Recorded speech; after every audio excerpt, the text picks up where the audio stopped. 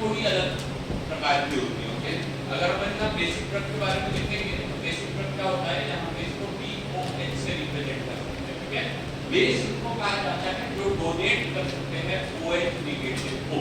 तो अगर ये फॉरवर्ड डायरेक्शन में रिएक्शन चलती है तो फॉरवर्ड डायरेक्शन में जाने के बाद ये बनाते हैं B positive plus OH negative. इस प्रकार से ये आयोनाइज हो जाते हैं, इनको कहा जाता है डिसोसिएट हो जाते हैं। लेकिन यहाँ पे कहानी उल्टी चलती है, जब ये डिसोसिएट होने के बाद एसोसिएट होते हैं तो इसके तरफ में आ जाते हैं। अगर अपन यहाँ पे बात करते हैं pKa, अगर मान लीजिए इसका pKa अपन एग्जांपल के तौर पर मान लेते हैं कि 8 है। ठीक है, 8 भी हो सकता है इसका pKa, इसका pKa मान लीजिए कि 7 मान लेते हैं। ठीक है, तो 7 होने के कारण क्या होता है, एसिडिक और बेसिक कंडीशन में जाने के बाद इनके आयोनाइजेशन और अनायोनाइजेशन बदल जाते हैं। क्योंकि बेटा कल ही शाम को अपन ने एक टॉपिक पढ़ा था और मेरा ख्याल लगभग सभी स्टूडेंट वही है कल आए थे, तो हमको एक कंटिन्यूएशन में समझ में आ जाएगा। जहाँ तक पिछले बार हमने जो ड्रग पढ़ी थी वो ड्रग हमारा एसिडिक नेचर का था, जो स्टमक में अलग प्रकार से आयोनाइज करना आयोनाइज होता है, जैसे स्मॉल इंटेस्टाइन में चला जाता है आयोनाइजेशन बदल जाता है, और अगर वो लार्ज इंटेस्टाइन में चला जाए तो आयोनाइजेशन बहुत अधिक बदल जाता है। हमारे शरीर में पीएच सभी जगह समान नहीं रहता, अलग अलग जगह पे अलग अलग पीएच रहता है। ये जो अनआयोनाइज्ड कंडीशन है ये एब्सॉर्ब ज्यादा होती है, ये जो आयोनाइज्ड कंडीशन होती है डिसॉल्व ज्यादा होती है।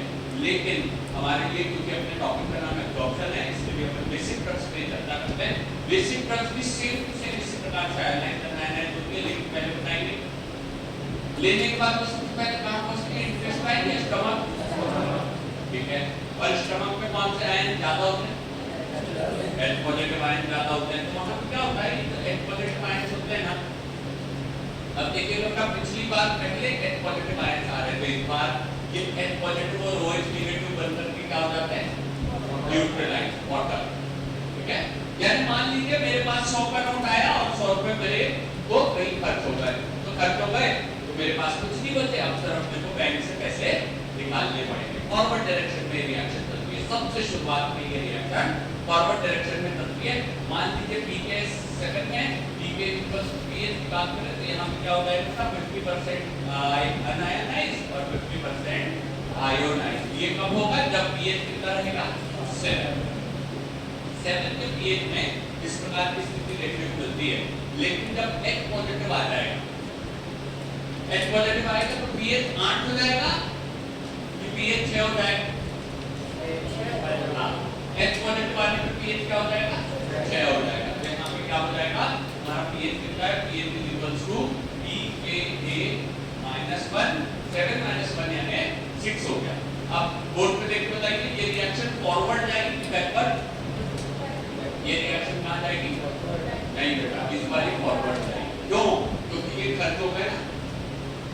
अगर ये खर्च हो गए, सर कैसे खर्च हो गए, ये H पॉजिटिव इसको लेकर के भाग गया, ये H पॉजिटिव इसको लेकर के भाग गया, तो अब यहाँ पे हो गई कमी, कंसंट्रेशन कहाँ की जाता है, वहां की। तो ये रिएक्शन कौन सी डायरेक्शन में जाएगी, फॉरवर्ड डायरेक्शन। इस बार बैकवर्ड नहीं जाएगी, पिछले बार पहले बैकवर्ड जाती, इस बार वो फॉरवर्ड डायरेक्शन में जाएगी। फॉरवर्ड डायरेक्शन में जाने के कारण अब ये वाली चीज की कंसंट्रेशन जो है वो इंक्रीज होकर के 90% हो जाएगी, और यहाँ पे बचेगा बस 10%। आपको इसे ड्रॉप करने की जरूरत नहीं है, आप यहाँ पे डायरेक्ट लिख सकते हैं कि ये OH नेगेटिव का प्लस साथ में क्या हो गया यहाँ पे H1। देख लीजिएगा ये रिएक्शन इस प्रकार से आगे पीछे दोनों तरफ बदलते चली जाती है, कभी आगे कभी पीछे। इस बार रिएक्शन फॉरवर्ड में गई, लेकिन सर स्टमक तो चुप नहीं रहता, वो pH इक्वल्स कर देता है pKa -2 और ज्यादा एसिड सीक्रेट करता है, और ज्यादा एसिड सीक्रेट करने के बाद अब इस OH नेगेटिव के पास दो H पॉजिटिव है, मेरे पास 100 रुपए थे लेने वाले दो, सर अब तो पॉकेट में 100 रुपए बचने के चांस ही नहीं, कोई ना कोई लेकर के चला ही जाएगा। जब चला जाएगा तो ये रिएक्शन फिर से बैकवर्ड जाएगी कि फॉरवर्ड, इस बार देख लीजिए शायद कुछ बदलाव हुआ है, कौन सी डायरेक्शन में जाएगी, हाँ बिल्कुल ठीक बात, फॉरवर्ड डायरेक्शन में जाएगी सर, और फॉरवर्ड डायरेक्शन में जाएगी तो आयोनाइज वाले का परसेंटेज बढ़ जाएगा और अनआयोनाइज वाले का परसेंटेज कम हो जाएगा। सर क्या हमेशा ही 90 10 99 1? बिल्कुल बेटा, कभी भी और कोई वैल्यू की जरूरत नहीं, हमेशा ये भी वैल्यू आएगी। एन पॉजिटिव रुकते नहीं है, पेप्टिक सेल्स और ज्यादा एच पॉजिटिव सिक्रेट करते हैं। क्वेश्चन कभी भी मात्र -3 और +3 तक आएगा। अगर पेट का पीएच pKa -3 हो गया, pKa -3 हो गया, तो ऐसी सिचुएशन में और ज्यादा बताइए बैकवर्ड आ जाएगी कि फॉरवर्ड डालेगा? ये फिर से फॉरवर्ड जाएगी। अब तो सर 100 रुपए को लेने वाले 3 दोस्त खड़े हैं कि बोले सर अब तो हम छोड़ेंगे ही नहीं, इसके पास पैसे आए और हम तुरंत लेकर के भाग जाएंगे। ऐसी सिचुएशन में ये रिएक्शन पूरी फॉरवर्ड जाएगी और यहाँ पे एनायन बचेगा केवल 0.1% और यहाँ पे हो जाएगा 99.9%, 99.9%, 99.9%। चलिए लिखना हो जाओ, बोर्ड पे लिख बताएंगे ये ड्रग किस नेचर का है, एसिडिक या बेसिक।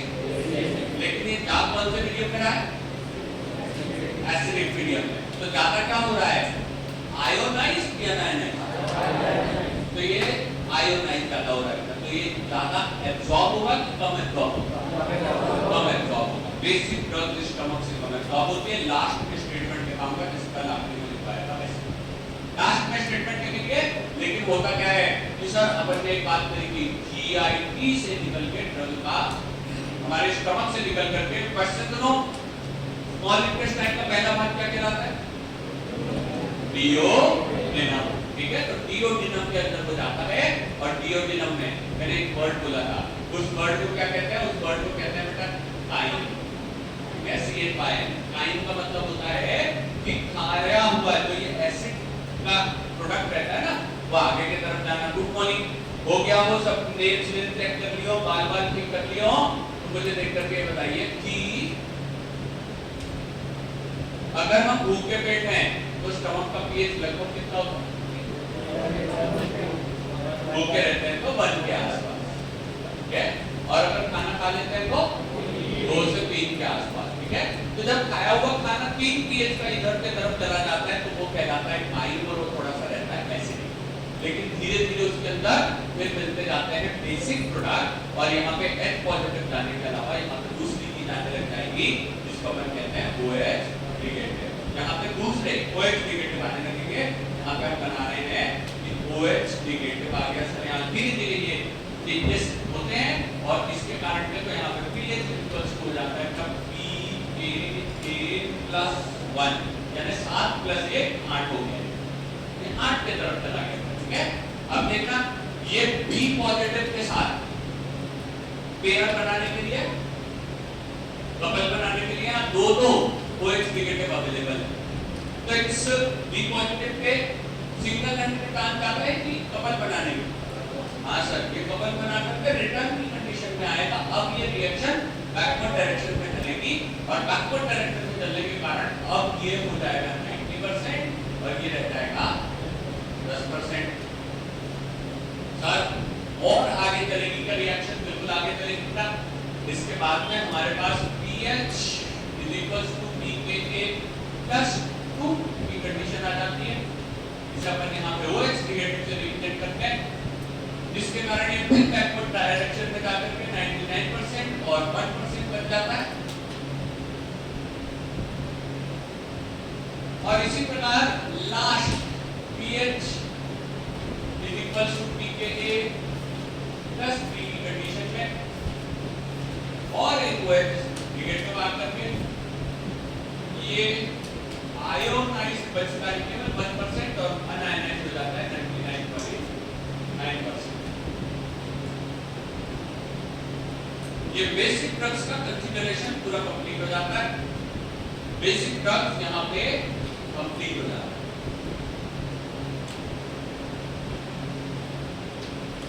सर क्वेश्चन कैसा आएगा?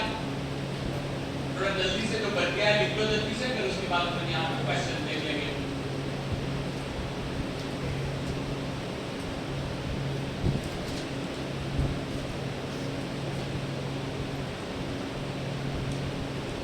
चल आगे चलते हैं, क्वेश्चन की तरफ बात करते हैं।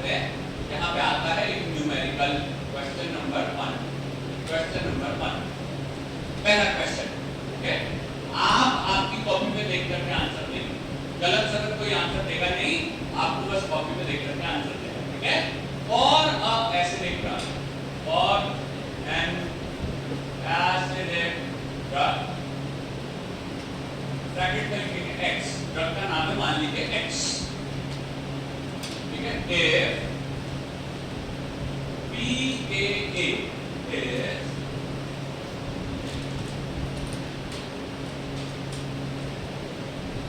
PH4, ठीक है, then it will be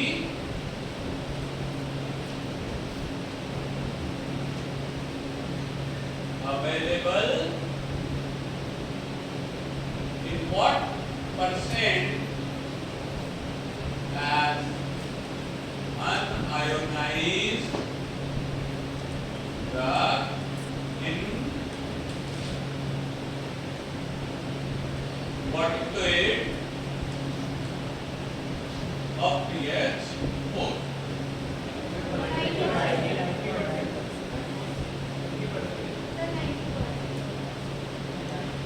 Find the question.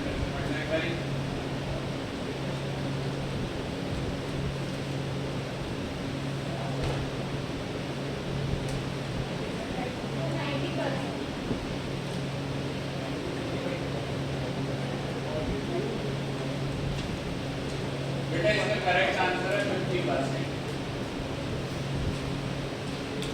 Drug देखो कौन सी एसिडिक, पीके कितना है और पीएच कितना दिया,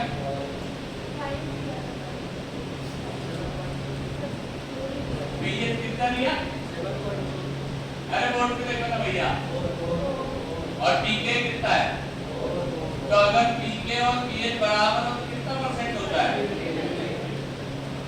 पहला ही ऑप्शन आएगा आपका 99, दूसरा ऑप्शन आएगा 90, तीसरा ऑप्शन आएगा 99.9 और आखिरी ऑप्शन पे लिखा रहेगा 50%। अगर तुमने दिमाग थोड़ा सा सजग नहीं रखा, क्या होता है कि दिमाग में कुछ और चल रहा होता है, क्वेश्चन कुछ और पूछता है, अगर क्वेश्चन पे ध्यान नहीं दोगे तो गड़बड़ हो जाएगी। गुड मॉर्निंग, कुछ मत लिखो, बस देखो ड्रग कैसा है, एसिडिक बेसिक एसिडिक ड्रग है, ठीक है। अब ये बता दीजिए जूस का पीके कितना है और बॉडी फ्लूइड का पीएच कितना है, यानी कितना होगा 50% आयनाइन, 50%, तो यहाँ पे 99 to 90 कोई आंसर नहीं होगा, आंसर करेक्ट क्या होगा 50%। सबसे आसान क्वेश्चन था है, इसीलिए सबसे पहले लेवल पे दिया, लेकिन बच्चे इसी को अच्छा खा, ठीक है। क्योंकि सर संडे का दिन है, कोई इतने में क्लास लेता है, इसलिए 11 बजे चालू करी, थोड़ा मैं लेट हो गया, 10:30 बजे चालू करना था, बट थोड़ा सा लेट हो गया, तो यहाँ पे करेक्ट आंसर होगा क्या 50%। बस आपको यही क्लिक करना होता है कि सर कितना परसेंट होगा, तो यहाँ पे करेक्ट आंसर होगा क्या 50%, ओके। अब देखो क्वेश्चन नंबर 2 पे आ रहा हूँ मैं, क्वेश्चन नंबर 2 पे आ रहा हूँ, ठीक है, क्वेश्चन नंबर 2 पे आ रहा हूँ, समझ में नहीं आया तो अंग्रेजी पढ़ो थोड़ी सी, ठीक है, जोर पे पढ़ करके सुनाता हूँ कि और एन एसिडिक ड्रग, ड्रग कैसा है एसिडिक, ठीक है। इफ द पीके इज 4, अगर उस ड्रग का पीके कैसा है 4, ठीक है।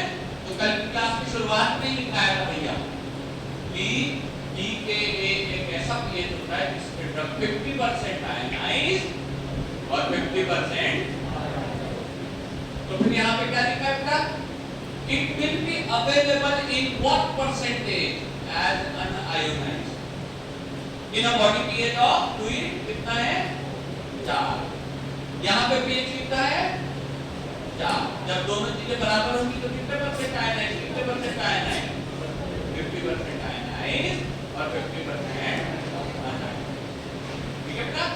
चलो कोई समस्या नहीं, बहुत अच्छी बात है, अगर बिल्कुल 1% का भी डाउट हो तो बता देना, कोशिश करेंगे 10 बार अलग-अलग एग्जांपल देकर के इसको सॉल्व करेंगे, ठीक है। बोर्ड पे देखिएगा क्वेश्चन बदल रहा हूं, question number 2, for an acidic drug जिसका पीके 4 है, ठीक है, it will be available in 1% as unionised, यहां लिखेगा, ध्यान से जल्दी करने की जरूरत नहीं है, गलत करोगे तो मार्क आउट, पीएच 5, चलो क्वेश्चन बदल दिया मैंने, कॉपी में देख के आंसर, आराम से कॉपी में देख के आंसर, लिखो लिखो, कॉपी में लिख लो अपना आंसर जो भी हो, और जरूरत पड़े तो बोर्ड पे क्वेश्चन भी लिख लेना, कोई समस्या नहीं है।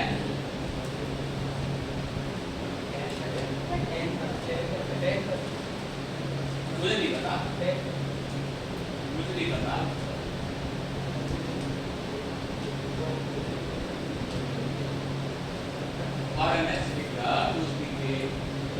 और what percentage will be unionized? Okay? चलो थोड़ा समय अपन ने दिया बच्चों को दिमाग चलाने के लिए, उस तरह के समय नहीं मिल सकता। यहाँ पे आ जाएगा T negative plus H positive, इसका pKa is equals to pH is equals to 4, जिसपे ये दोनों चीजें क्या क्या की, 50% अनआयनाइज्ड 50% आयनाइज्ड।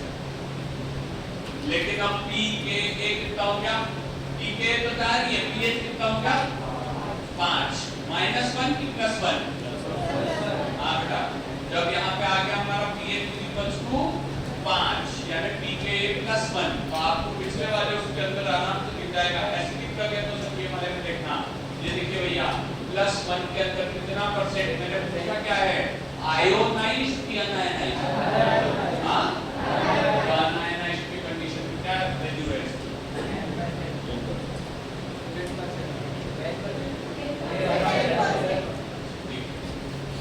10% क्यों आएगा, ठीक, अनआयोनाइज्ड अगर पूछा है तो जरूर से 10% आएगा, बिल्कुल करेक्ट है।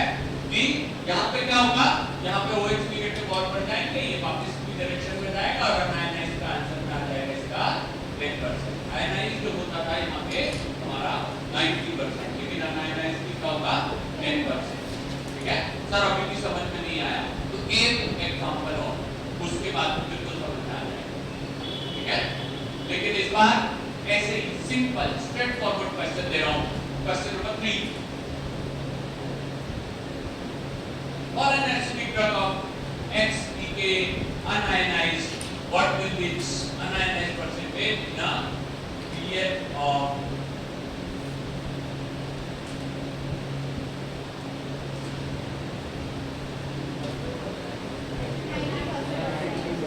pH कितना, pH कितना 3, तो ऊपर जाना है कि नीचे आना है, और नीचे आएंगे तो हाँ ठीक बात है। ठीक है, वही सब चीजें लिखी है, बस पीएच बदल गया। सर हमको बिल्कुल समझ में नहीं आ रहा, तो बेटा कॉपी में देखते चले जाइए कि इसका मतलब होता है pKa -1 और उसका मतलब होता है pKa +1। ओके, pKa +1 यानी ऊपर, pKa -1 यानी नीचे की तरफ जाना। ठीक है, यहाँ पे चलते हैं। ये 3 क्वेश्चन प्रैक्टिस के मैंने आपसे करवा दिए, बस एक चौथा और आखिरी क्वेश्चन करवा रहा हूँ, उसके बाद ना अपन ये क्वेश्चन आंसर वाले को छोड़ देंगे। ठीक है, थोड़ी चीजें बदलाव कर रहा हूँ, ध्यान से पूरा क्वेश्चन लिख लीजिएगा, बहुत सारी चीजें इसके अंदर बदल रही हैं।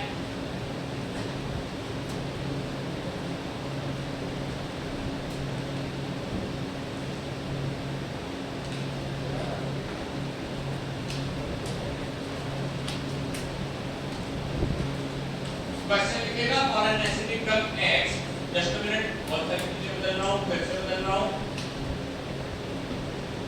For thiopental sodium whose pKa is 5, it will be available in what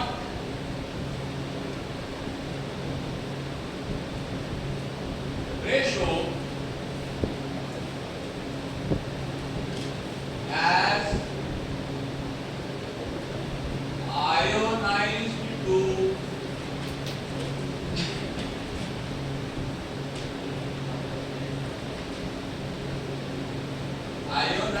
unionized।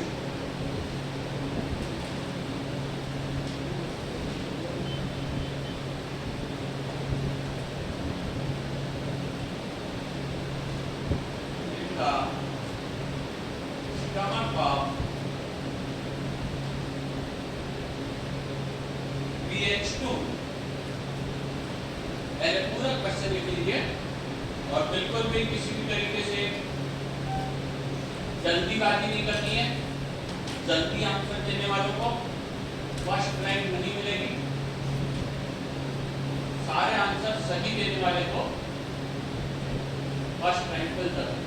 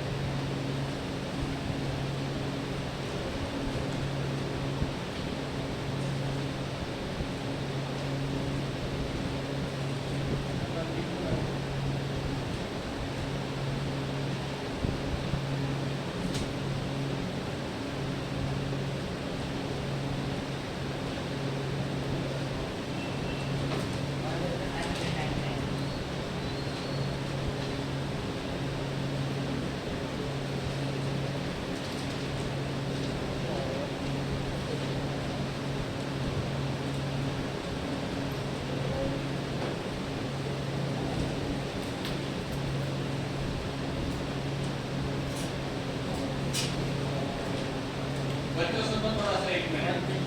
अपन ने ये बात करी थी ना कि सर एसिडिक ड्रग में कल एक एग्जांपल देखा था जिसको अपन कहते थे डाइक्लोफेनेक सोडियम।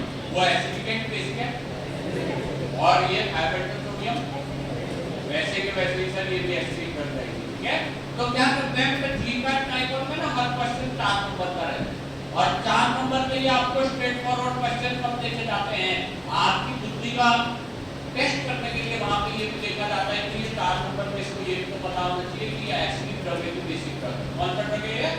एसिडिक ड्रग है। बिल्कुल ठीक है, जबकि एसिडिक ड्रग है तो इसका pKa कितना दिया हुआ है 22 और किस स्टमक से pH का पूछा है 2, तो यानी -1 होगा कि +1 होगा? माइनस क्या होगा? वेरी गुड बेटा, -3 होगा। तो एसिडिक ड्रग पे -3 पे चले जाना है और बस ये ध्यान रखना है कि रेशो किस चीज का पूछा है, आयोनाइज टू अनआयोनाइज। तो अपने तो एसिडिक ड्रग को उसके अंदर जाना पड़ेगा, ठीक है। और एसिडिक ड्रग में भी अपन ने बात करी -3 वाले को यहाँ पे देख लीजिए अपन, और -3 वाले में बस एक ट्विस्ट है, वहां पे पहले क्या लिखा है आयोनाइज और फिर बाद में क्या लिखा है, तो आपको करना पड़ेगा 0.1:99.99, ठीक है। 99.9% ये उसका आंसर होगा। हम चलते हैं यहाँ पे ये लास्ट क्वेश्चन था बेटा, जिसका आंसर क्या होगा सर? इसका आंसर होगा 0.1% दिस टू 99.9%, ठीक है। यानी बहुत कम मात्रा में ये ड्रग आयोनाइज होगी, ज्यादा से ज्यादा मात्रा में ये ड्रग अनआयोनाइज होगी, ठीक है। आगे चलते हैं बेटा। अगर फिर भी नहीं समझ में आया हो, 4 क्वेश्चन मैंने करा दिए और आपके ग्रुप पे एक पीडीएफ डाली आज सुबह, उसके अंदर 22 ऐसे क्वेश्चन प्रैक्टिस और दिए 22, ओके। आज संडे का दिन है, कोशिश करना कि शाम को आधा घंटा बैठ करके उन क्वेश्चन को सॉल्व कर लें, ठीक है। वैसे तो आपने सुना ही होगा कि एमपी नगर में आज लाइट नहीं थी तो उन लोगों को दिन में ही टाइम मिल गया, वो लोग आज दिन में कर लेंगे, आप लोग शाम को समय निकाल करके इन टेस्ट को कंप्लीट कर लेंगे, ठीक है। अपन क्लास की स्पीड अभी बढ़ा रहे हैं, होली के कारण थोड़ी स्लो चल रही थी, अब ज्यादातर बच्चे वापस आ चुके हैं, थोड़ी सी स्पीड बढ़ाएंगे क्लास, ठीक है। आगे चलते हैं, यहाँ पे अपना क्वेश्चन और ये आंसर पूरे तरीके से कंप्लीट हो गए। एसिडिक और बेसिक ड्रग्स ये सारा यहाँ तक, ये जो रेशो वाले क्वेश्चन है ना, ये सबसे अधिक पूछे जाते हैं, ठीक है। आपसे एक क्वेश्चन है, चैलेंजिंग क्वेश्चन है, क्या कोई बता सकता है कि ब्लड प्लाज्मा का पीएच कितना होगा?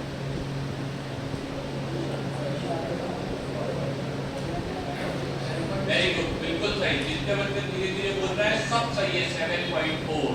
जिन्हें पता है वेल डन, जिन्हें नहीं पता फिर से लिख लो कॉपी में, लिखने में कोई नुकसान नहीं है। The pH of blood plasma is 7.4. The pH of blood plasma is 7.4.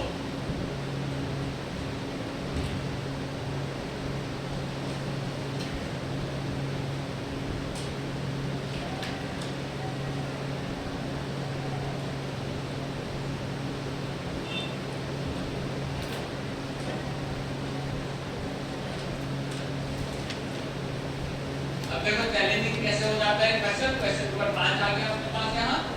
शांति से पढ़ लो क्वेश्चन क्या कहता है। आयोपेंटल सोडियम बूस्ट पीके इस बार क्या कर दिया 5 पॉइंट आगे पूरा पढ़ लीजिए शांति से।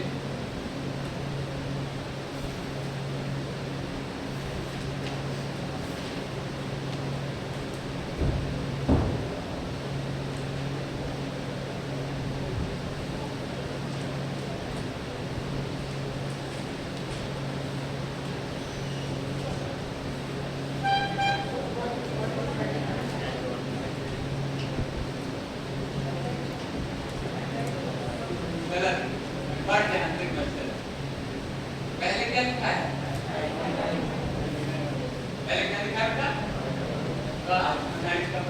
क्या होगा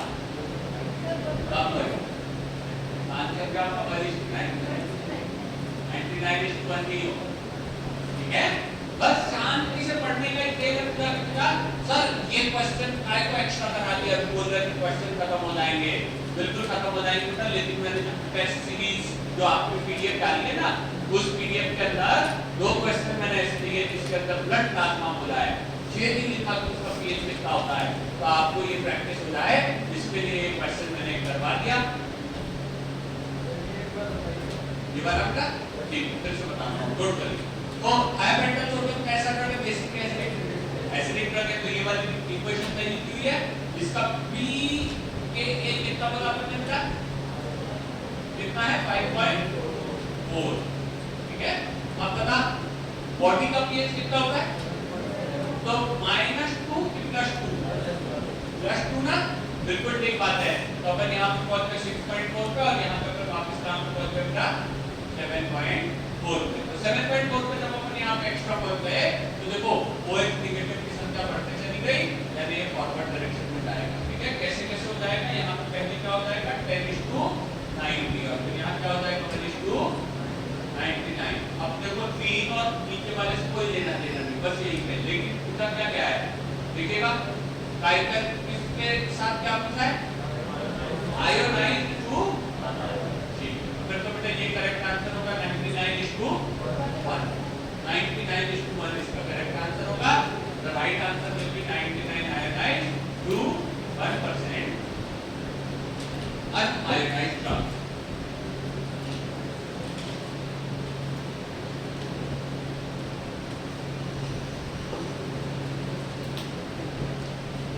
बढ़िया जहां कहीं भी थोड़ा सा भी ऐसा लगे कि सर नहीं बन रहा नहीं समझ में आ रहा 10 बार पूछना, क्लास के लास्ट में पूछना, 10 मिनट बैठा कर अलग से समझा दूंगा।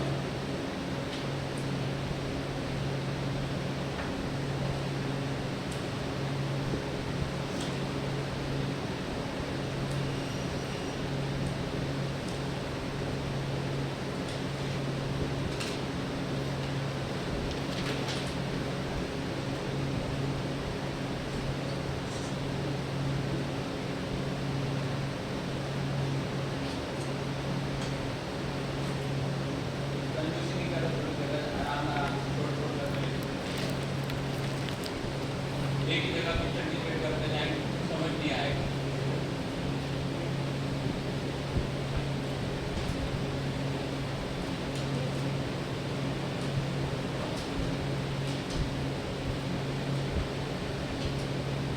चलो आगे चले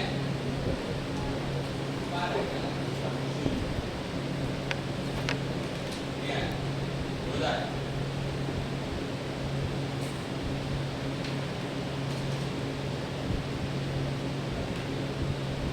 रुकना है कि आगे बढ़ना है फटाफट। चलो बढ़िया डन एकदम। अब देखिएगा pKa of the drug depends on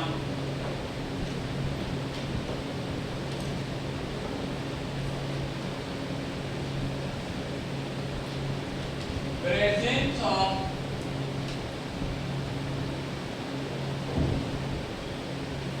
strong groups।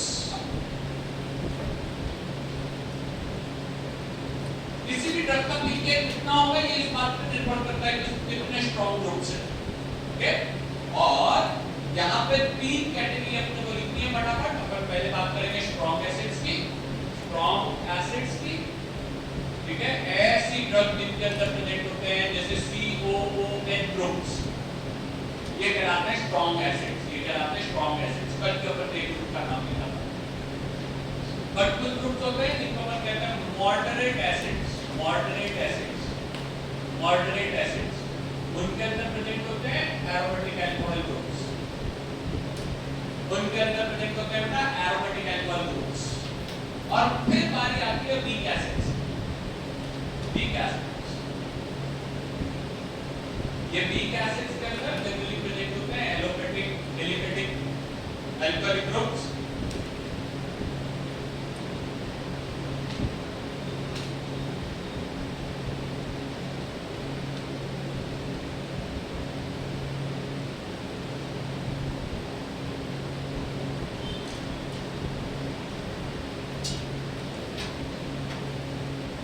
The pKa of these drugs are less than 2.5. सबसे पहले वाले के pK रहते हैं 2.5 से कम, नेक्स्ट वाले में रहते हैं बेटा 2.5 से लेकर के 7 तक, और वीक एसिड में होते हैं 7 से भी ज्यादा।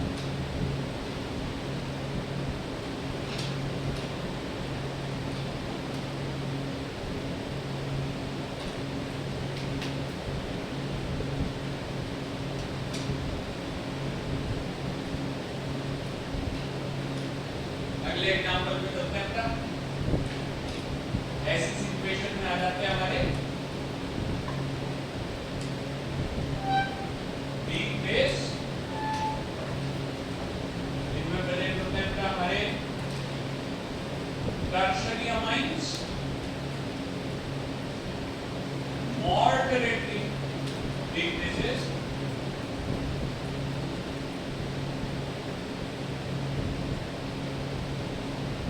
सेकेंडरी अमाइंस और स्ट्रॉन्ग बेस। इसके अंदर प्रेजेंट होते हैं अपना प्राइमरी अमाइंस।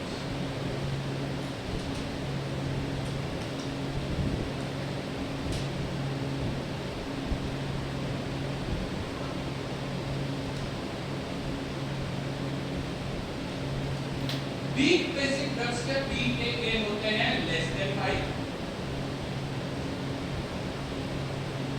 मॉडरेटली वीक के होते हैं 5 से लेकर 11 तक, और स्ट्रॉन्ग बेस के होते हैं मोर देन 11।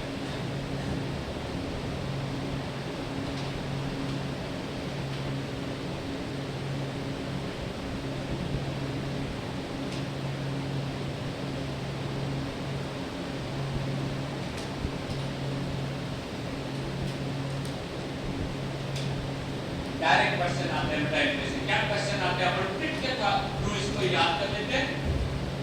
ट्रिट के बारे में चर्चा करेंगे अभी, अपन यहाँ पर ट्रिट की बात करेंगे बेटा। डायरेक्ट क्वेश्चन आते हैं, मैं अभी करवाऊंगा भी इसको क्वेश्चन, आपको प्रैक्टिस यहीं पे करवा दूंगा, लेकिन फटाफट अपन चलते हैं, पहले यहाँ पर ट्रिट की बात कर लेते हैं। थोड़ा जल्दी कीजिएगा, समझने लायक पॉइंट है, कॉपी पेन नीचे रख लीजिए, कुछ नहीं लिखना है। देखिए जनरली क्या होता है, जब कभी अपन अपने कॉलेज जाते हैं या मान लीजिए ऑफिस जाते हैं, ठीक है, मान लीजिए हम लोगों ने अपनी स्टडीज वगैरह कंप्लीट करके बढ़िया एक कंपनी में जॉब किया कर रहे हैं, अच्छा खासा पैसा भी मिल रहा है सर, तो जब कभी अपन इस प्रकार से जाते हैं तो सुबह सुबह नॉर्मली सब कुछ फ्रेश होकर के जब कॉलेज या ऑफिस पहुंचते हैं तो सर सुबह सुबह जितना भी काम मिले ना बड़े इंटरेस्ट के साथ जल्दी जल्दी कर देंगे, ठीक है। हम लोगों का लंच टाइम होता है सर 2:30 बजे, तो देखिए लंच के पहले जितने भी काम होंगे सर हम स्ट्रॉन्ग एनर्जी के साथ पूरे कर देंगे उसको। हमारा बॉस हमारे को कुछ ना कुछ काम देते रहता है सर, स्ट्रॉन्ग एनर्जी के साथ हम लंच के पहले पीरियड तक बहुत अच्छे से काम कर देंगे, 3 घंटे 4 घंटे 5 घंटे जितने भी हो हम फटाफट वहां पे काम कर देंगे सर। लेकिन उसके बाद हमारी एनर्जी थोड़ी सी हो जाती है मॉडरेट सर, लंच के बाद थोड़ी सी एनर्जी डाउन हो जाती है, सुबह सुबह ज्यादा एनर्जी थी, अब सब लंच के बाद बोलोगे उतनी एनर्जी से काम करो तो ऐसा संभव नहीं है, थोड़ी सी एनर्जी डाउन हो जाती है हम के साथ।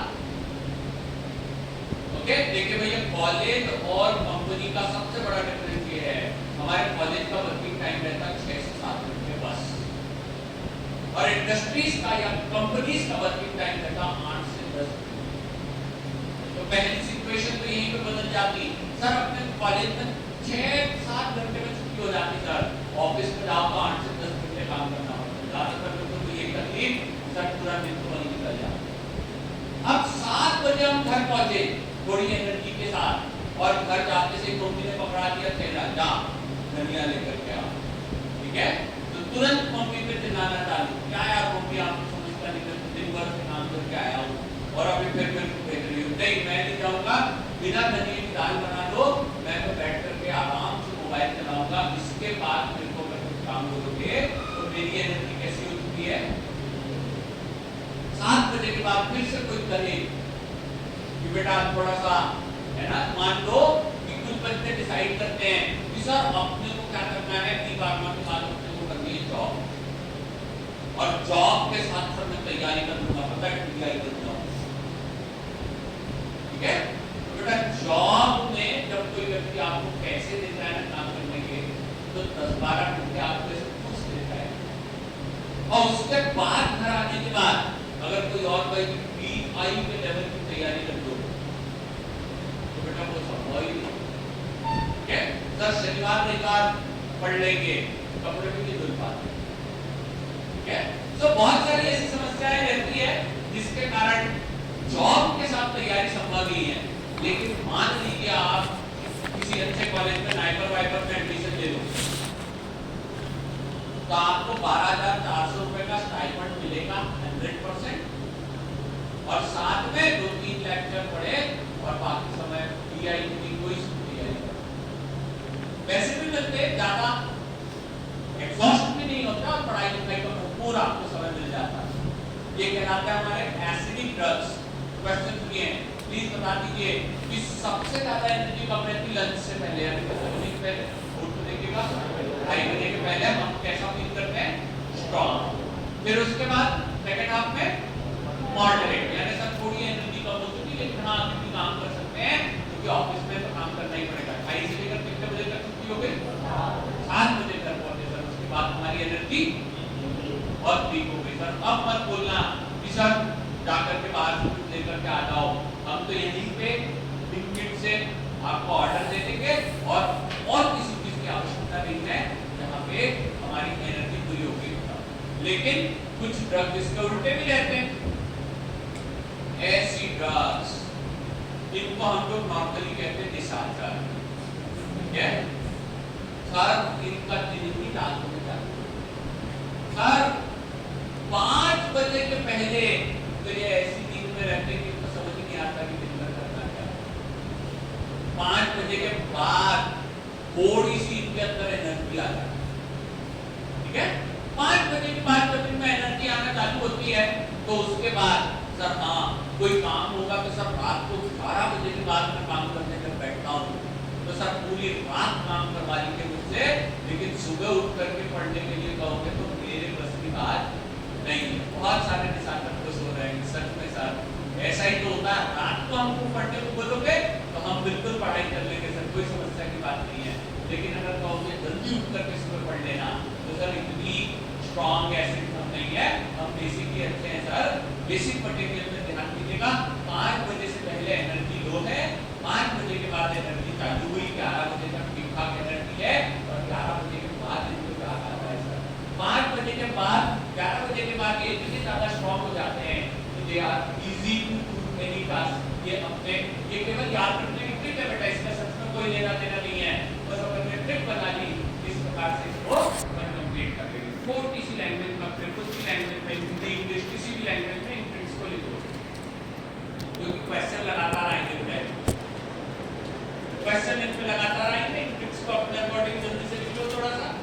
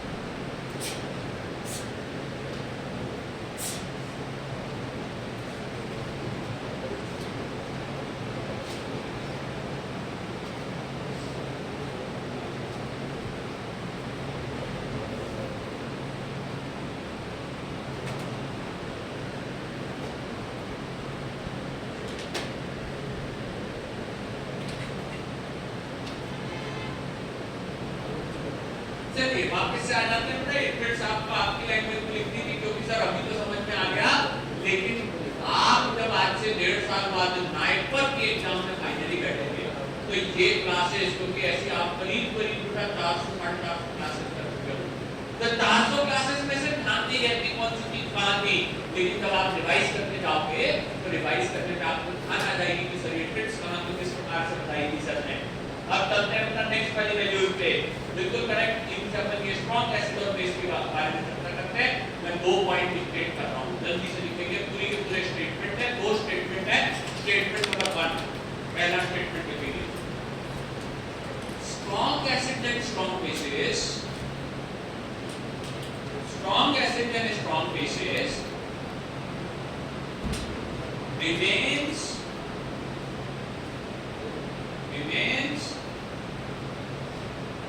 ionized throughout the GIT, ionized throughout the GIT and rarely absorbed, and rarely absorbed, and rarely absorbed.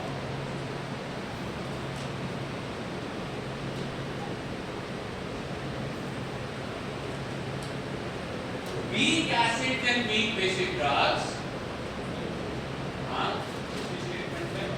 weak acid and weak basic drugs remains unionized throughout the GIT.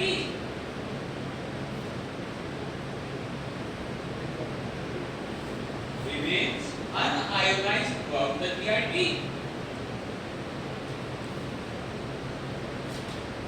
Remains unionized throughout the GIT and absorbed from everywhere. And absorbed from everywhere. Everywhere, सब जगह, पूरे GIT, throughout the GIT. अगला statement लिखेंगे, अगला statement लिखेंगे बता,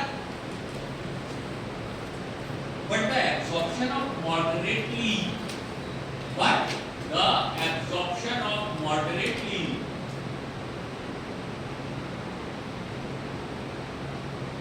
but the absorption of moderately acidic and basic drugs and basic drugs and basic drugs depends on the pH of GIT. Depends on the pH of GIT.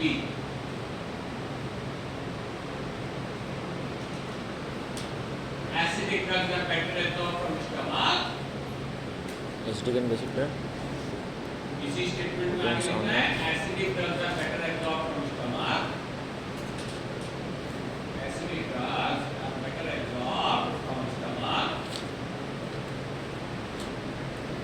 And basic drugs are better absorbed. And basic drugs are better absorbed from intestine. From intestine.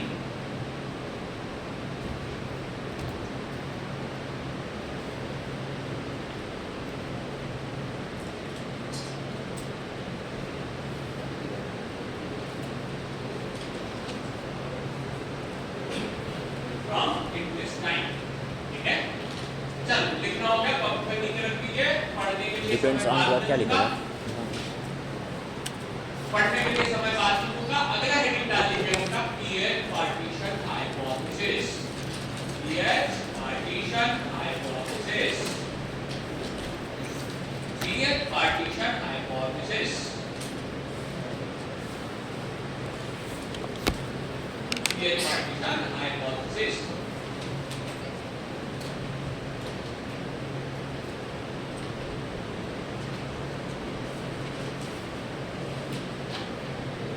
This hypothesis states that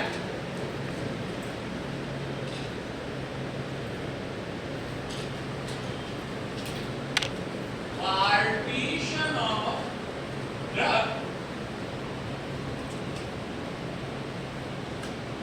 depends on pH of GIT.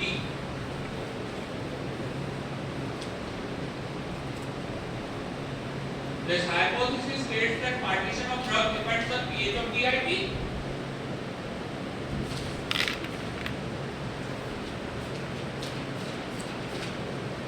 Drug will remains in the compartment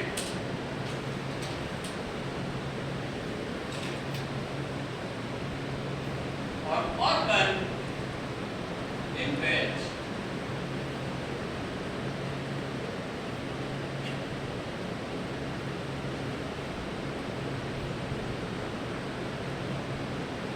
it is ionized.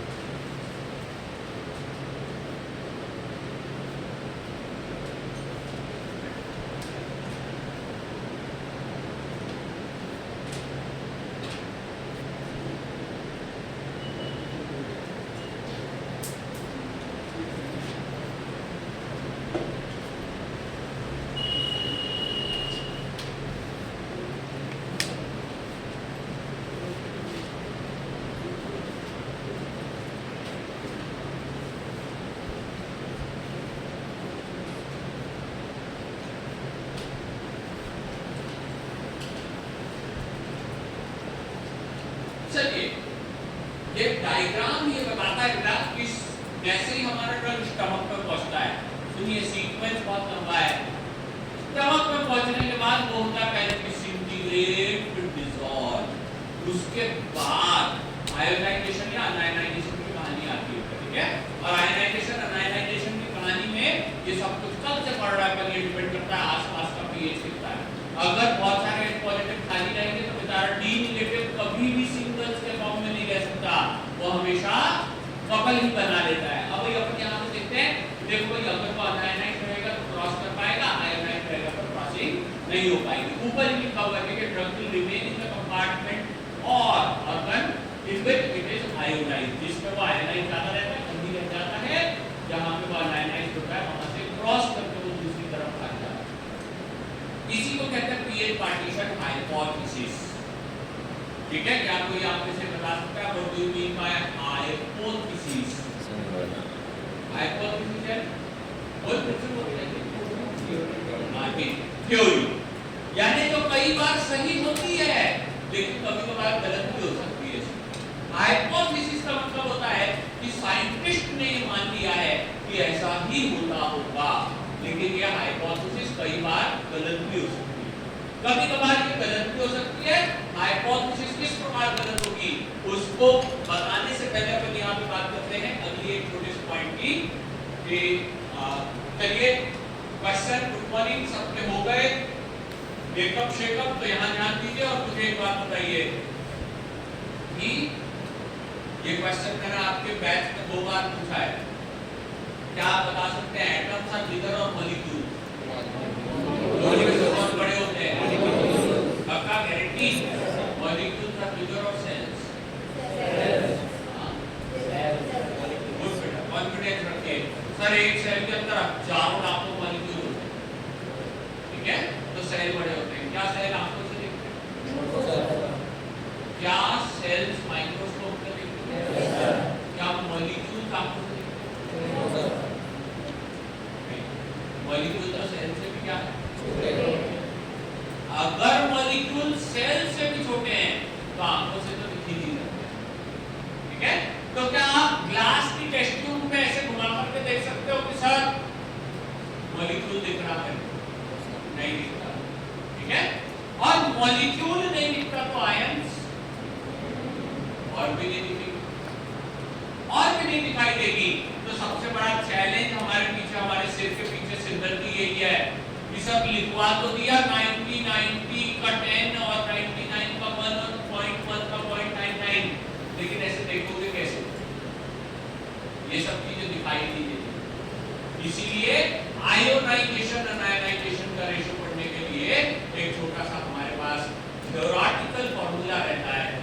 उसको अपन लिख देते हैं, that is called as Henderson Hasselbalch equation.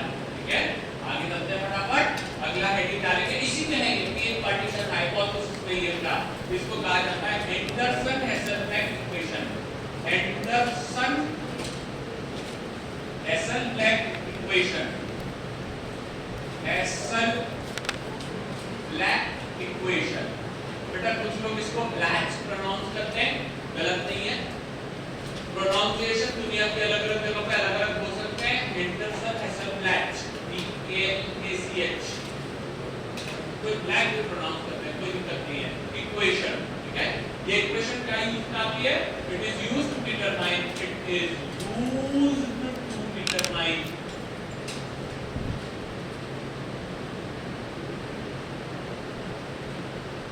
Percent ionised and unionised, दोनों के बारे में ये equation बता सकती है। इस इक्वेशन को एसिडिक ड्रग्स में अलग लिखा जाता है, बेसिक ड्रग्स में अलग लिखा जाता है। और एसिडिक ड्रग्स, इसका भी एक ट्रिक लिख लेंगे।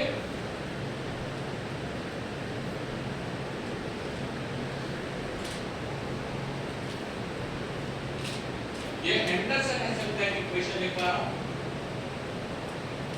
pH is equal to pK plus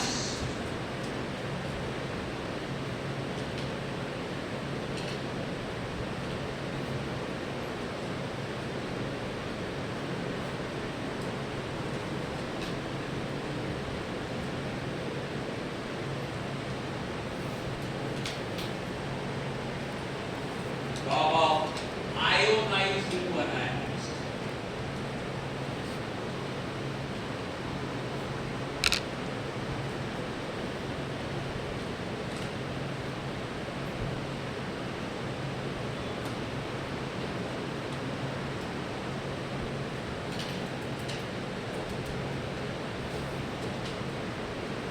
लिखना मत दूसरी वाली, पहली ही लिखना बस।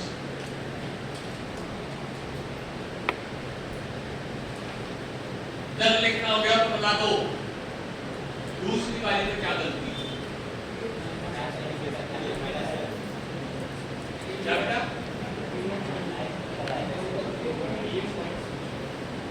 ये क्या होना है? दूसरी वाली में कि पहली वाली? ठीक, करेक्ट आंसर है, ये दोनों ही सही इक्वेशन है, कोई भी गलत नहीं है। बस उधर वाले को इधर लाके क्या कर दिया, उधर वाला इधर आके क्या हो गया, बाकी सब कुछ सेम है। तो मैथमेटिक्स के अंदर क्या होता है, एक ही इक्वेशन दो प्रकार से लिखी जा सकती है, दोनों प्रकार एकदम सही लिखे, इसलिए इसमें ट्रिक की आवश्यकता है, इसलिए इसके अंदर ट्रिक की आवश्यकता है। यहाँ पे ट्रिक की आवश्यकता पड़ेगी। एक बात बताइए, क्लास 9 से आप कौन सा टॉपिक पढ़ते चले आ रहे हो? इसको कहते हैं पीएच। ठीक है, तो जब हमको पहले से पता है तो बड़ी वैल्यू वो कब आएगी, जब हम इसके अंदर क्या लगा देंगे, प्लस की वैल्यू लगा देंगे। ठीक है, ऐसे याद रखना बेटा, pH इज ऑलवेज ग्रेटर। देखो अगर इस इक्वेशन में यहां प्लस लिख दिया तो इक्वेशन गलत हो गई। ठीक है, तो इसमें ट्रिक लिख लेना कि pH is always greater than pK। क्यों? क्योंकि हम 9 से पढ़ते आ रहे हैं, pH की वैल्यू में बहुत सालों से पढ़ रहे हैं, pK पहली बार पढ़ रहे हैं। लिख लीजिएगा, इसमें ट्रिक लिखिएगा कि value of pH is always greater. ये ट्रिक है बेटा, ट्रिक है, ये ट्रिक है, याद रखिएगा। Value of pH is always greater which comes after addition।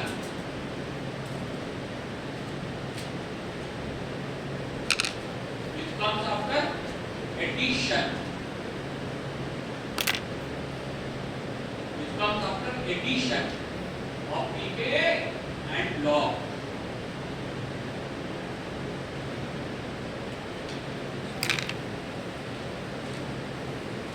comes after pK and log।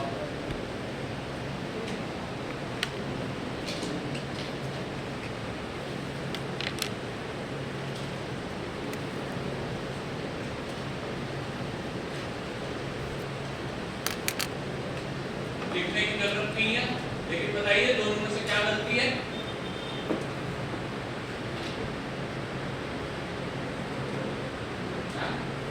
क्या सही है?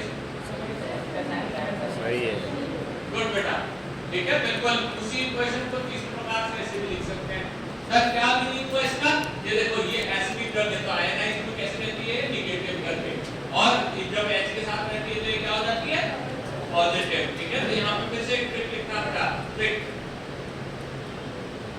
इसमें एसिडिक ड्रग के लिए ट्रिक लिखा रहा हूँ, प्लीज ध्यान से समझिएगा कि सर जब अपन अपने घर में ऊपर की साफ सफाई करते हैं और पता चला हमारे यहाँ लंबा वाला ऐसा स्टूल नहीं है, तो क्या करते हैं? सर देखना, ऐसी सिचुएशन का अपन एक लेते हैं, बड़ा स्टूल नीचे और ऊपर कैसा स्टूल लगा देते हैं, छोटा स्टूल। तो यहाँ पे ध्यान रखना बेटा, नीचे रहेगा बड़ा स्टूल, यानी क्या स्पेलिंग देखो कितनी बड़ी स्पेलिंग है, अनआयोनाइज, वो बड़ा स्टूल हो गया, और ऊपर कौन सा स्टूल लगेगा?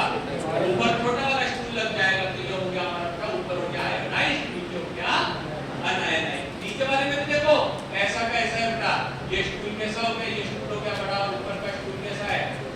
छोटा स्टूल। ये ट्रिक है, इसका कोई सच से लेना देना नहीं है, बस इसको याद रखने के लिए काम में आएगा। ये कहलाती है हमारी एसिडिक ड्रग के लिए यही फॉर्मूला होता है, pH pKa+, log of ionized to unionised. ठीक है बेटा, हम लोग इतने समय से पढ़ा रहे हैं, हमारे को जरूरत नहीं पड़ती किसी बुक में देख के पढ़ाने की, लेकिन जितना पढ़ा रहे हैं मिनिमम इतना आपके लिए आवश्यक है ही। इसके बिना अपन जीपट ट्रैकर या किसी भी कॉम्पिटिटिव एग्जाम में अच्छा स्कोर नहीं कर सकते, इसके लिए हमको इतनी जरूरत पड़ती है। आगे चल रहे हैं, बोर्ड पे देखिएगा, एसिडिक ड्रग के बाद हमारी बारी आती है फॉर बेसिक ड्रग्स। इसके बाद हमारी चर्चा आती है फॉर बेसिक ड्रग्स और बेसिक ड्रग्स। बेटा एसिडिक और बेसिक ड्रग है ना, एक दूसरे के जस्ट अपोजिट चलती है। जब अपन आयोनाइज्ड और अनायोनाइज्ड देख रहे थे ना, तब भी ऐसा ही था। तो यहाँ ध्यान रखना, ये इसमें एक दूसरे की मिरर इमेजेस होती है। ये equals to pKa+ log of unionised upon ionised. ये स्टूल वाला कांसेप्ट मेरे बेसिक ड्रग में नहीं चलता, क्योंकि ये तो वैसे निशाचर ड्रग्स है। ठीक है, ये किसी की नहीं सुनते, ये अपने उल्टे ही चलते हैं, दिन भर सोते हैं, रात को ही काम करते हैं। ये कई बार दिन में सोने के कारण इनकी सुबह बस भी छूट जाती है, कॉलेज में अटेंडेंस कमजोर हो जाती है। ये निशाचर ड्रग्स कहलाते हैं, ये ट्रिक नहीं मानते, उल्टे ही चलते हैं।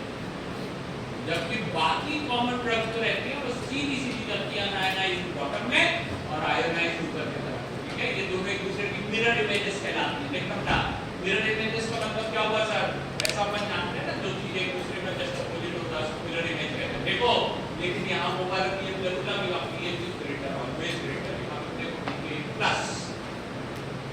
ओके, तो इस इक्वेशन को भी अपन दो प्रकार से और लिख सकते हैं, लेकिन उसकी आवश्यकता नहीं है अपने को लिखने की। ठीक है, तो अभी अपन यहाँ पे करते हैं कि अपन ने हेंडरसन-हसनबेक इक्वेशन लिख लिया। आप एक इसके अलावा छोटा सा एक और स्टार लगा करके एक स्टेटमेंट लिखेंगे बेटा, स्टार लगा करके एक स्टेटमेंट लिखेंगे कि to determine the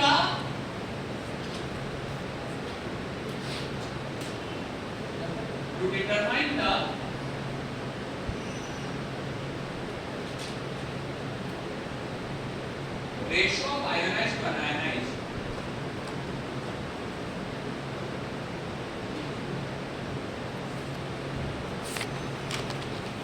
ratio of ionized to unionized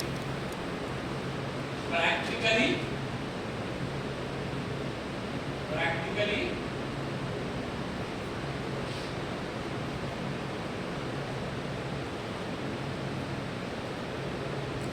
polaro and amperometric titration is required.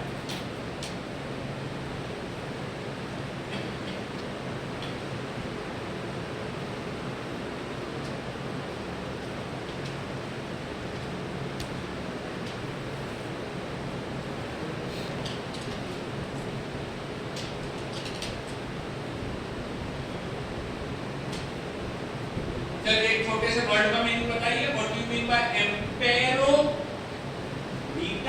या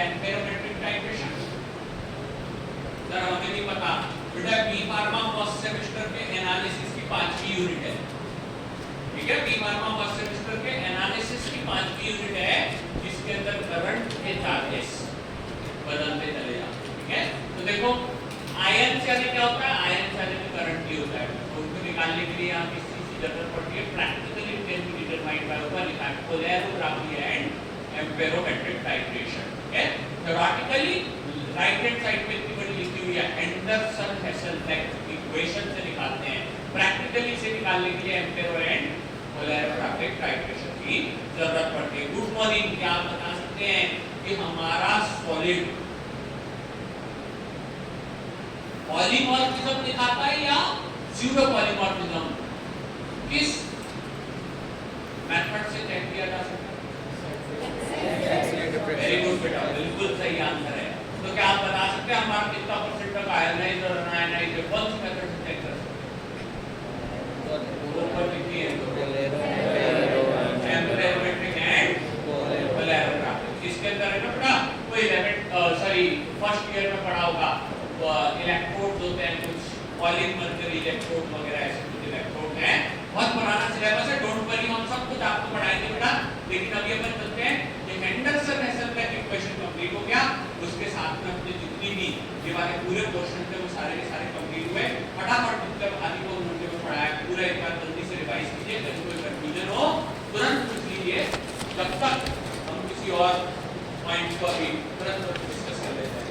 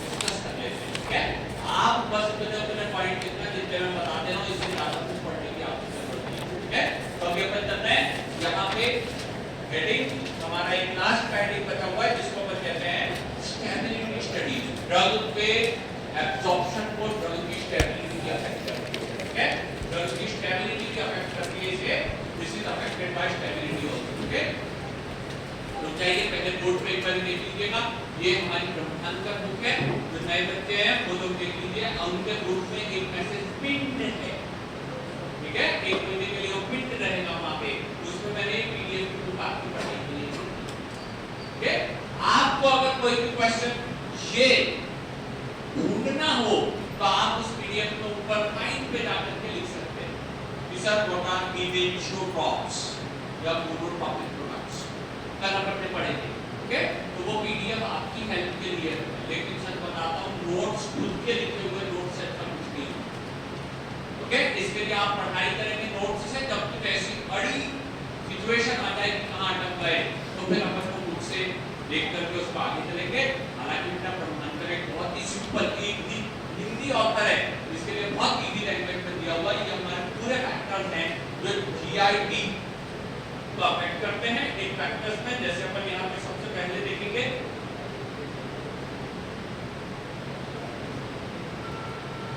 चलिए, तो ये हमारे मेरा कैलकुलेटर को दिखाई दे रहा होगा, फिजिको-केमिकल फैक्टर्स है, इसके अंदर ड्रग सॉल्युबिलिटी एंड डिसोल्यूशन, तीन theories of the drug dissolution. ठीक है, तो बच्चे एक या दो थोड़ा गायब कर बीच में, बाकी सब ने ये पढ़ा हुआ है कि सर इसके अंदर तीन अलग-अलग थ्योरीज आती है। देखो पार्टिकल साइज भी उसी थ्योरी का एक नतीजा था कि सर पार्टिकल साइज अगर छोटे रहेंगे तो सरफेस एरिया इंक्रीज हो जाता है। ठीक है, उसके बाद देखना कि कल पढ़ा हमने क्या पढ़ा, पॉलीमॉर्फिज्म एंड अमॉर्फिज्म। ठीक है, बात तो ये था। अगला क्या है, ठीक है, ये क्या क्या थे अपने हाइड्रेट्स एंड सॉल्वेंट्स, ये सब कुछ अपन ने पढ़ लिया था। ये क्या लिखा है, third form of the drug पढ़ चुके हैं क्या, ठीक बात है बेटा। उसके बाद ये क्या पढ़ा है ना, लिपोफिलिसिटी, सर ये कब पढ़ा, सुनो बेटा, अनआयोनाइज्ड ड्रग यानी क्या होता है, लिपोफिलिक। ठीक है, तो जो जितनी भी ड्रग अनआयोनाइज्ड होती है वो क्या कहलाती है, लिपोफिलिक, इसलिए तो आराम से एब्जॉर्ब हो जाती है। ठीक है, उसके बाद देखना बेटा, उसके बाद क्या लिखा हुआ है यहाँ, pKa of the drug and gastrointestinal pH। कल से अपन ये टॉपिक पढ़ रहे हैं कि सर वो कभी स्टमक में जा रही, कभी डिओजिनम में जा रही, कभी लार्ज इंटेस्टाइन में जा रही, ये सब कुछ यहीं पे डिपेंड करता है। अभी मैंने आपसे एक वर्ड क्या बोला, एक बात बताइए, अगर इंसुलिन जैसा ड्रग जीआईटी में अनस्टेबल है तो उसका एब्जॉर्प्शन बढ़ेगा कि कम हो जाएगा, कम हो जाएगा। बैकअप हो जाओ, थोड़ा ध्यान दीजिए। कौन से ड्रग का एग्जांपल दिया,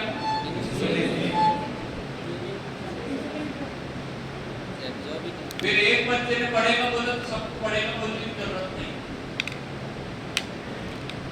इंसुलिन क्या है, स्टेबल है क्या अनस्टेबल, एब्जॉर्प्शन बढ़ेगा किसको होगा भैया, अगर ड्रग जीआईटी में स्टेबल ही नहीं है तो एब्जॉर्प्शन कैसे बढ़ सकता है, स्लो हो जाए। जीआईटी से इंसुलिन एब्जॉर्ब नहीं होता, नाइट्रोग्लिसरीन को भी अगर ठीक पे नीचे ना रख के शैलो कर लो तो टूट जाता, एब्जॉर्ब नहीं होता। आपने अभी एंटीबायोटिक्स में पढ़ा होगा पेनिसिलिन जी, जीआईटी में अनस्टेबल है, स्टेबल नहीं होता, पेनिसिलिन जी जीआईटी में अनस्टेबल है, बाकी के पेनिसिलिन स्टेबल है, पेनिसिलिन जी नहीं है।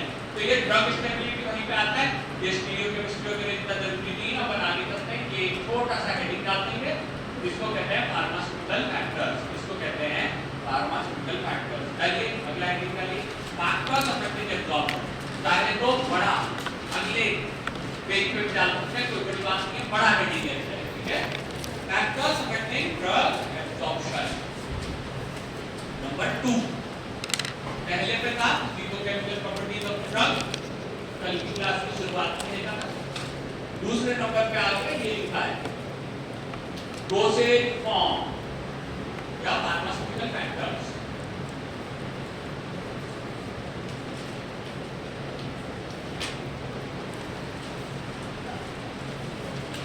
जल्दी से खत्म कर रहा हूं क्योंकि बेटा जितना मैं पढ़ाऊंगा उससे ज्यादा आपको आता है। ठीक है, और उससे बाहर कोई क्वेश्चन नहीं आएगा, बहुत ही छोटे छोटे पैटर्न है।